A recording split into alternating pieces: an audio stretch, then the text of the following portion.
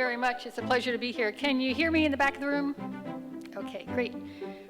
This topic came to me as an architectural historian researching our county's history over the last 26 years. And recently I wrote the book Montgomery Modern about mid-century modern architecture and communities in the county.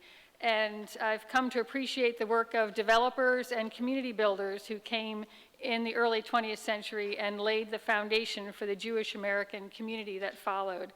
The book is illustrated with images by renowned photographer Carol Highsmith, and I'll be using the photos from the book in this talk, and I'd also like to acknowledge other sources for images used in this talk, including the Jewish Historical Society of Greater Washington. In the early 1900s, the number of Jewish families in the Montgomery County was approximately 0. And this is a rough approximation, as there has not been a lot written about the Jewish community in the Gaithersburg area, for example, but this is the interest that I had in this topic. By 1956, we had the largest concentration of Jewish families in the DC area. This was a survey done by the Jewish Community Council in 1956. By this time, over 11% of the Down County population was Jewish, which is over 25,000 people. And that was about almost a third of the whole Jewish population in the DC area. So I've learned something about this transformation. I'd like to share it with you today. The earliest settlement of Jews in the region was in Baltimore. The Baltimore Hebrew congregation was incorporated in 1830. The Lloyd Street Synagogue is a Greek Revival temple built in 1845, the earliest synagogue in this region and the third oldest today in the nation. Today it's home to the Jewish Museum of Maryland. Montgomery County's Jewish history, however, is tied to Washington's community, and it follows a migration of population to the suburbs. The first wave of Jewish immigrants in DC were German Jews who came in the 1850s and 60s and settled in Southwest DC. These earliest Jewish settlers traveled to Baltimore for the High Holy Days before there was a synagogue in DC. The Washington Hebrew congregation was formed by congressional charter in 1856, and the first synagogue was in a converted Methodist church, seen on the left here, and the congregation built a new synagogue in 1893. And you see these buildings with very traditional forms, including classical columns and domes and round arches, a very traditional kind of architecture. As DC's Jewish residents prospered and congregations grew, families left downtown and moved north along Rock Creek. Many new residents came in the New Deal era, as we shall see, and found affordable housing in Montgomery County. This map dates from 1931. And I'm showing here some of the institutions with which our earliest residents were affiliated: the Jewish Community Center, the Hebrew Home, and the Town and Country Club. And I've listed them here with the dates where they moved in the early 20th century, as they were following and leading this migration north along Rock Creek. Our earliest Jewish history in Montgomery County for the bulk of our population is a tale of two cities, and I've shown them here on the map, Bethesda and Silver Spring. In the early 20th century, Montgomery County was gaining a reputation for town and country living. Lining Rockville Pike were large country estates of the wealthy, and here's a sampling of some of these houses shown on the right, and these are all houses of publishers. The publisher of the National Geographic, Gilbert Grosvenor, on the right, and we have the Business Week publisher, Merle Thorpe, and Washington Post publisher, John Wilkins, all building country or summer estates in Montgomery County. And soon after, developers were buying up farms to create mini estates for the middle class. Here's a cover on the left of a pro-development handbook which extolled the virtues of living in the county. Developers were prone to describing subdivisions in this era as exclusive, and they used a variety of restrictive covenants. In the county at this time, there was an undercurrent of anti-Semitism. It was unwritten at times, and it also was written. There were restrictions in the form of deed covenants and memberships to country clubs, excluding Jewish people and others. Into this climate came the Town and Country Club. It was a golf club founded by German Jews of Washington. It was located in Petworth before they moved to Montgomery County. In 1922, the club president was Morton Lux, and he helped to negotiate the purchase of Winona, the summer home of Dr. Armistead Peter. This was property owned by the Peter family since the 18th century. Purchasing this property was a bold move and something of a toehold for the Jewish community. The club had been founded in 1913 as the Washington Suburban Club, and when the membership reached 250, the club sought quarters outside of Petworth and found this property in Montgomery County. The Peter House became the clubhouse, and here's the opening day program shown on the right. The Town and Country Club became the social center for Bethesda's early Jewish community. There was formal dinner dances in the winter, summer porch parties in the summer. In 1930, the club officially became the Woodmont Country Club. Woodmont Avenue led to the site in Bethesda. Meanwhile, the federal government bought the land to the north to create the National Institute of Health. After the war, the federal government acquired the golf course site, shown here in the red area, and the Woodmont Club moved to Rockville. The site later became home to the National Library of Medicine, and the NIH website has a great history of the Peter family estate and also the Woodmont Club as it was in its location in Bethesda. So going back to the 1932 publication promoting Montgomery County as a place to live, there were a dozen golf clubs depicted on this map, and one of the golf clubs is the Town and Country Club, what became the Woodmont Club. Montgomery County at this time had 3/4 of all the golf clubs in the whole metropolitan area, and the Town and Country is the only one I know of that was open to Jewish membership at the time. On the board of directors of the Woodmont Country Club was Morris Kafritz. Kafritz came to the U.S. in 1898, age 10, and he represents the wave of Jewish immigrants who came from Russia and Eastern Europe at the turn of the century. His father operated a grocery store, and Morris worked in commerce and then real estate. He purchased the Columbia Golf Course in D.C. and developed Petworth in the 1920s with thousands of affordable, good quality row houses. He became known as Mr. Office Building in later years for his buildings along K Street Northwest. Kafritz became a major philanthropist in the area. He acquired this Bethesda land in 1925, and you see the advertisement that he put out in the upper right in his brochure shows this property, Greenwich Forest, just north of the just south of the Woodmont Country Club. He started selling houses in 1934, and this concept were Tudor revival houses, sort of little mini country estates for the middle class. This is now a historic district. Greenwich Forest is now a historic district designated on the county master plan for historic preservation. I don't know how many Jewish residents were living here. It is the earliest example I know of a residential subdivision created by a Jewish developer in the county. An area that did become an enclave for Jewish residents was Lux Manor, developed by the president of the Town and Country Club, Morton Lux. He was also a partner in Shannon and Lux, established in 1906, and he was founder of the Washington Real Estate Board. I mentioned Lux had negotiated the purchase of the Peter property for the Town and Country Club. 3 years later, 1928, he acquired 94 acres north of the club, and he had a farm here.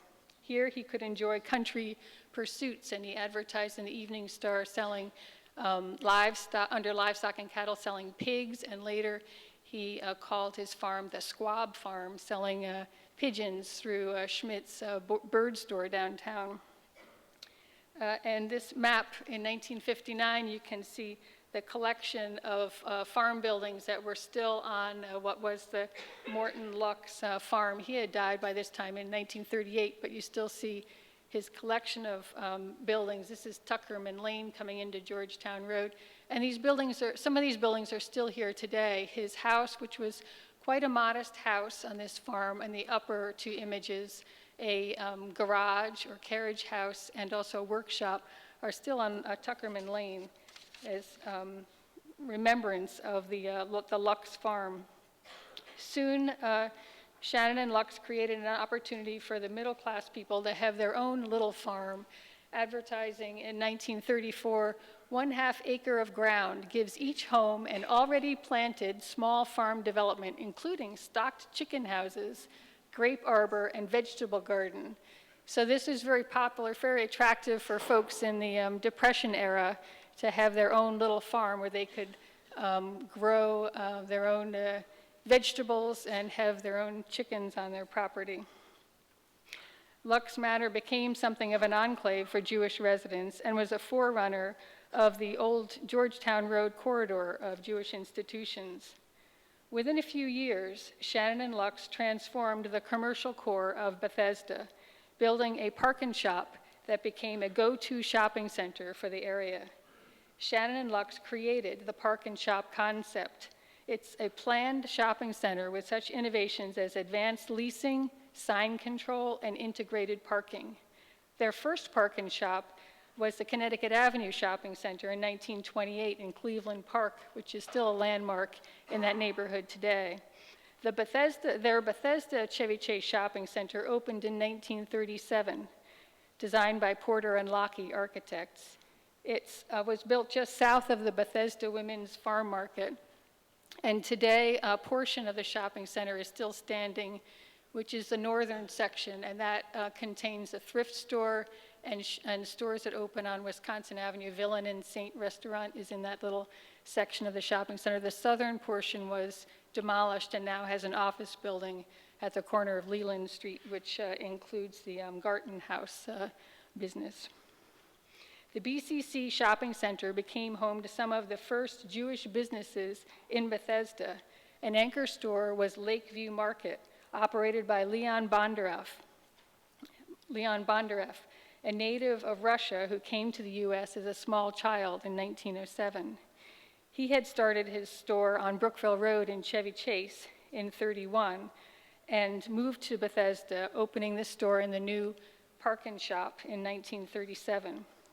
The Bondarevs soon bought a house on Wellington Drive. They recall their son was the only Jewish student at BCC school at the time. Leon retired in 1966. Also, you can see the Lakeview Market here in the center section.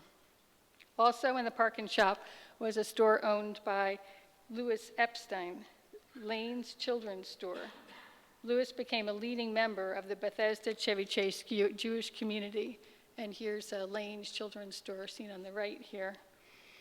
These 1940s photos are from Park and Planning Archives. Remember to point this, there we go. I'm also indebted to Bill Offit for his information on the storekeepers here and his history of Bethesda. Soon after the Shannon and Lux Shopping Center opened, Leon Sherman opened a store up Wisconsin Avenue. This is looking north towards you notice the Bank of Bethesda, which is a landmark building still standing, and we're looking north on Wisconsin. Old Georgetown Road goes off to the left at the back of this view, and Wisconsin Avenue continues to the right. And Leon's men's shop is here in this image, and this was the go-to men's clothing store for Bethesda residents. Leon was also active in the Bethesda Jewish community. A major factor in the expanding Jewish community was the New Deal, as Jews relocated to the nation's capital to work for the federal government, along with many other residents. Mordecai Ezekiel was a graduate of the Maryland Agricultural College. He was a Guggenheim Fellow, and he became a New Deal economic advisor, shaping FDR's agricultural policy. His wife, Lucille, was a child development specialist for the Federal Emergency Relief Administration, FERA. The couple bought the old Loughborough estate called Milton on River Road. Despite restrictive covenants prohibiting ownership, The couple bought the property, and later they went to court to remove the covenants from the deeds. They restored this historic property, and it was cataloged for the Historic American Building Survey, the drawing shown in the bottom of the picture. The Ezekiels owned Milton for over 40 years. Another prominent New Dealer was Joel Wolfson, who became Assistant Secretary of the Interior and later was European Director of the American Jewish Committee, one of the oldest Jewish advocacy organizations. He lived in Chevy Chase Terrace. Chevy Chase Terrace is south on Wisconsin, which would be south of where the Bethesda Chevy Chase Shopping Center was located. Also in this neighborhood was storekeeper Louis Epstein. Joel Wolfson was president of the Bethesda Chevy Chase Jewish Community Group. This group is the oldest known Jewish organization in the county. It was formed in 1941. In its early days, the group met as the Bethesda Chevy Chase Recreation Center. Maryland National Capital Parking Planning Commission was created in 1927, and they met an early need for community centers for the Jewish community. Park and Planning created a neighborhood park here in 1936. This was the old USDA animal industry experimental farm. And Park and Planning acquired this when USDA moved and repurposed the main administration building for a rec center seen in this slide. In 1944, BCC Community, for example, held a community Passover Seder at the rec center with 50 servicemen invited. BCC Jewish Community Group was civic-minded, contributing funds for the new suburban hospital, which was a federally owned facility at the time, and also education-minded, offering Sunday school classes at the Lynbrook School. And both of these photos are from that era in the 1940s. The group, BCC Jewish Community Group, is still active and is now located in the Charles E. Smith Center. And now we'll leave the early days of Bethesda and cross Rock Creek to take a look at Silver Spring. Oh, that's interesting. Alrighty. So we're crossing Rock Creek and going to take a look at Silver Spring. The section of Silver Spring north of the train station on Georgia Avenue was the early commercial center for Silver Spring. This is a map from 1933. And there was a row of stores lining Georgia Avenue, and that was the main street for Silver Spring at the time. And the first known Jewish residents in Silver Spring were storekeepers. We have oral histories of old-timers in Silver Spring who recall the store run by Mrs. Sklar. Moses and Catherine Sklar were natives of Russia and Lithuania. They opened the Grand Leader store in 1926. This was a dry goods store. The Sklars were well-respected members of Silver Spring, and the store served the surrounding farming community. The store is seen here in the center of this image, and the family lived in an apartment above the store that opened to a balcony. We're told of religious services and marriage ceremonies that were held upstairs in lieu of a local synagogue. And this view is the Century of Progress parade going down Georgia Avenue in 1948. By this time, Moses Sklar had passed away, and Catherine and her children were running the store until 1955. The Grand Leader store still stands and is now an Ethiopian restaurant. The Silver Spring Historical Society has installed a sidewalk marker, so when you stop by for injera, you can pay your respects to the Sklars. The marker is shown here in the lower right and includes the photo of the family and the historic views of the store. About the same time, in 1927, Sam Eig began acquiring land along Rock Creek Park. Eig was a Russian native who came to Washington in 1918. He operated a successful grocery store and liquor business. And Sam Eig would become known as a visionary and a philanthropist, as well as a community builder. Sam Eig was on the ground floor here in Silver Spring, and he played a key role in community building for this region. In 1927, as I mentioned, the Park and Planning Commission was just being established and was planning parks, recreation centers, and parkways. So this land I'm talking about is here along the new Bethesda-Silver Spring Highway, which became East-West Highway. This map from 1931 shows this land. Here's Rock Creek Park, and here is a 1908 subdivision, and here are lots that Sam Eig is buying up along with his colleague Jacob Zellen, who is a builder. Sam Eig conveyed land to the Park and Planning Commission for the Meadowbrook Saddle Club in 1932. And here you can see these lots 25 and 26 that Sam Eig owns that by 1924 had riding stables located on them. The Meadowbrook Saddle Club became one of the finest saddle clubs in the East and hosted international horse shows. The stable is still owned by the Park and Planning Commission and is now a designated historic site. 5 years later, Sam Eig opened the Rock Creek Forest Houses for sale. He advertised the neighborhood as ideally located and sensibly restricted. Morris K. Fritz had also advertised houses in 1939 as rigidly exclusive with protective restrictions. So I'd like to say a word about subdivisions of this time. I mentioned that developers included deed covenants that restricted Jewish people from purchasing property. And so Jewish developers were creating neighborhoods where Jewish people could buy land. At the same time, some of the same developers included covenants which restricted African Americans from buying property. Sadly, this was a practice not only condoned by the US government, but encouraged. The federal government set up guidelines for the FHA, which provided funding, and they set up their underwriting manual, which called for racially homogeneous subdivisions. And they were considered more financially stable. And so if a developer met guidelines, these federal guidelines, then they could receive the funding to provide for mortgages for their homeowners. So from what I can tell, this was a practice used by developers in this time period in order to qualify for these federal funds.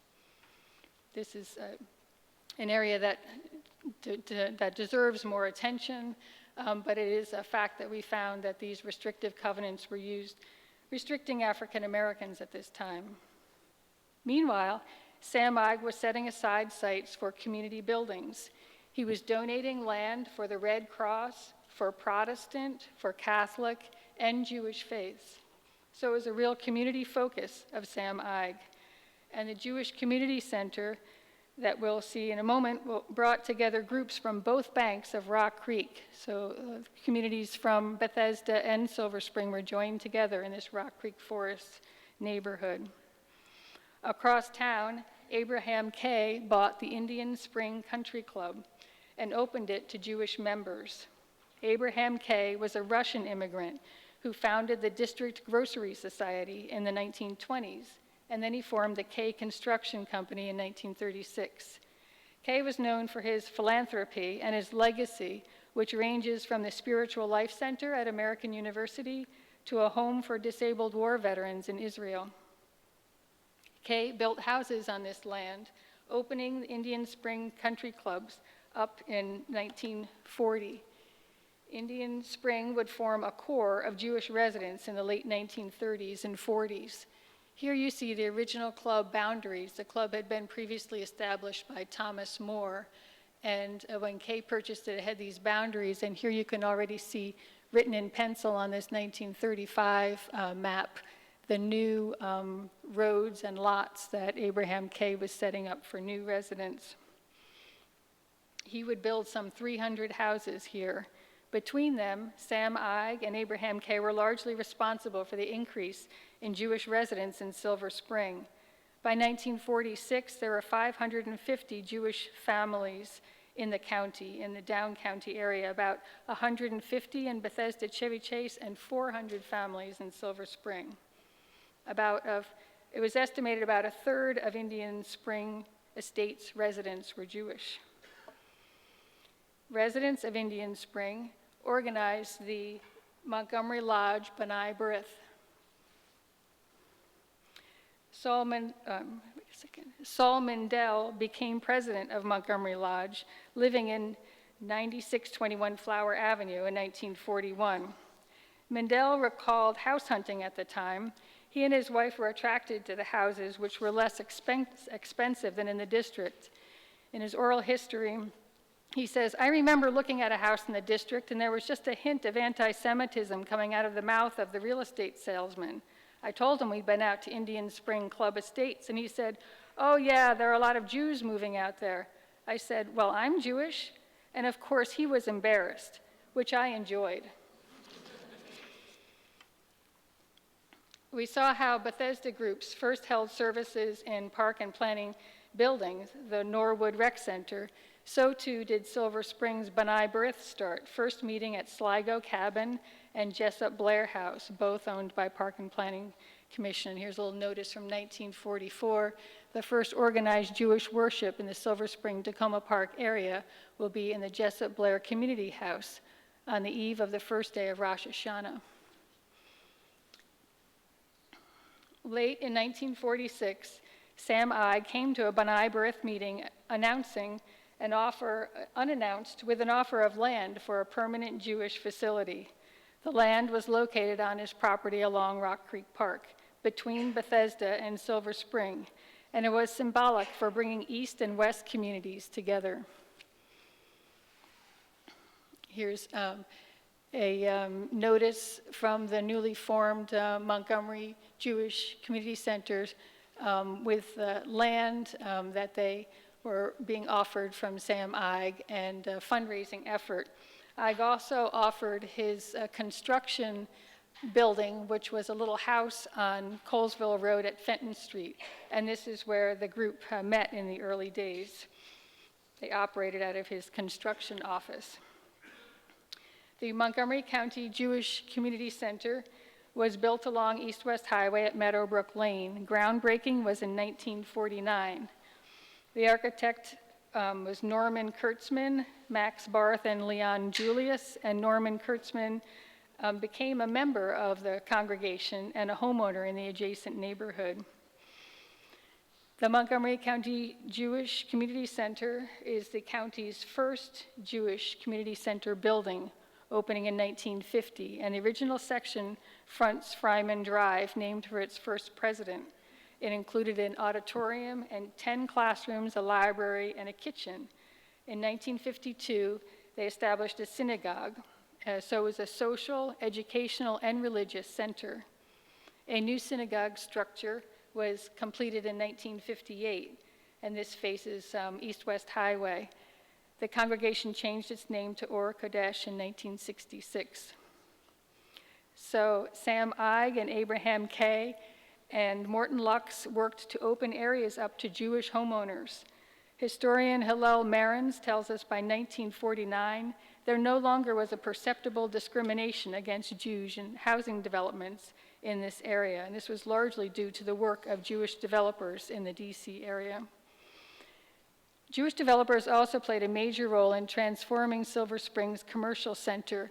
This is a view, we're looking up Colesville Road in 1936. So George Avenue is going this way, going north, and right here is the intersection of Georgia and Colesville Road. So the next slide we're going to see is looking up Colesville Road from Georgia Avenue.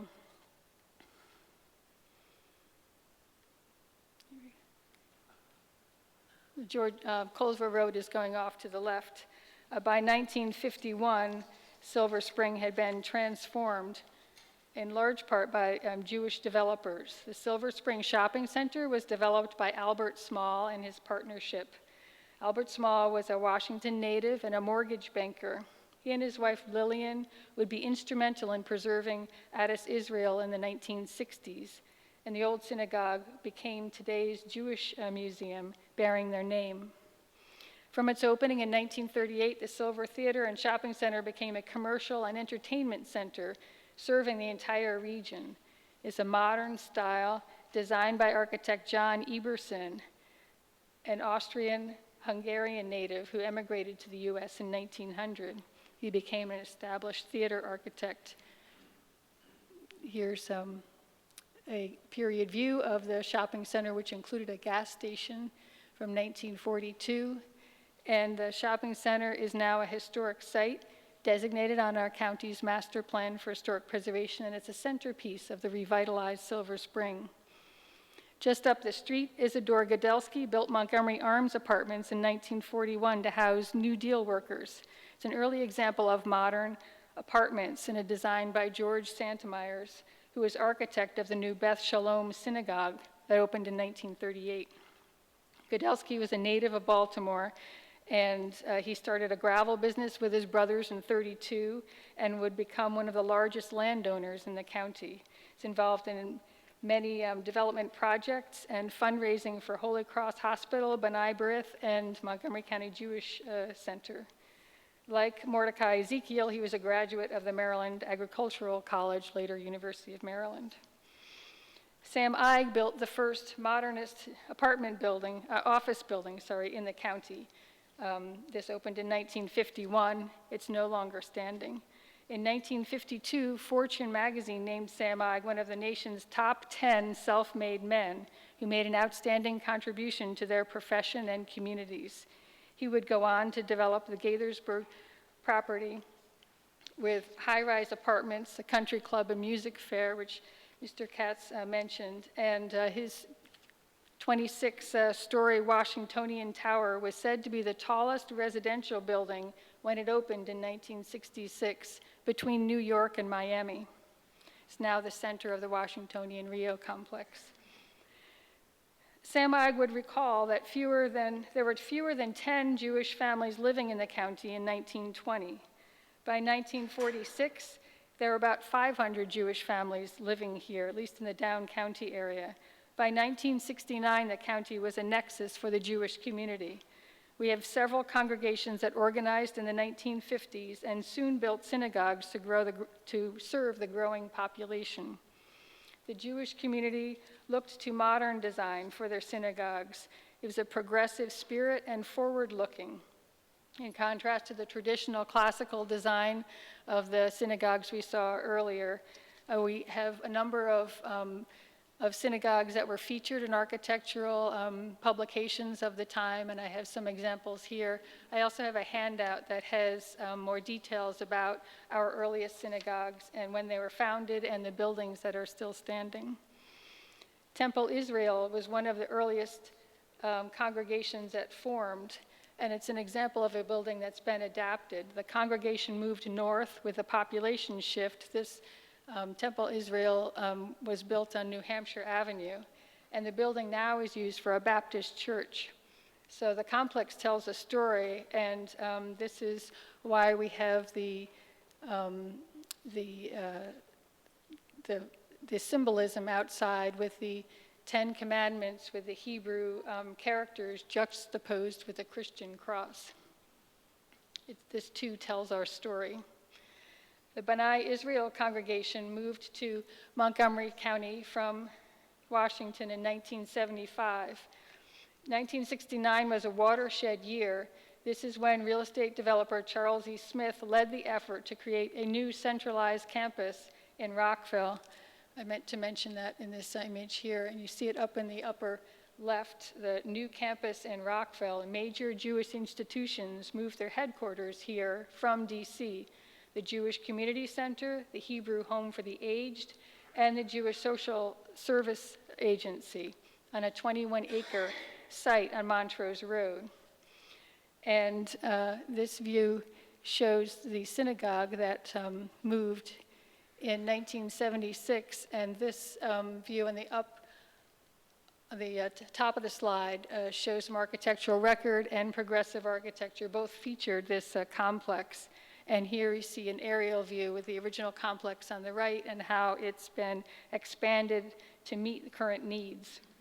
Today, Montgomery County is home to 52% of the Jewish population in the DC area, over 112,000 people. Our buildings and landscape help to tell the story of the community, and it's a tangible reminder of our past.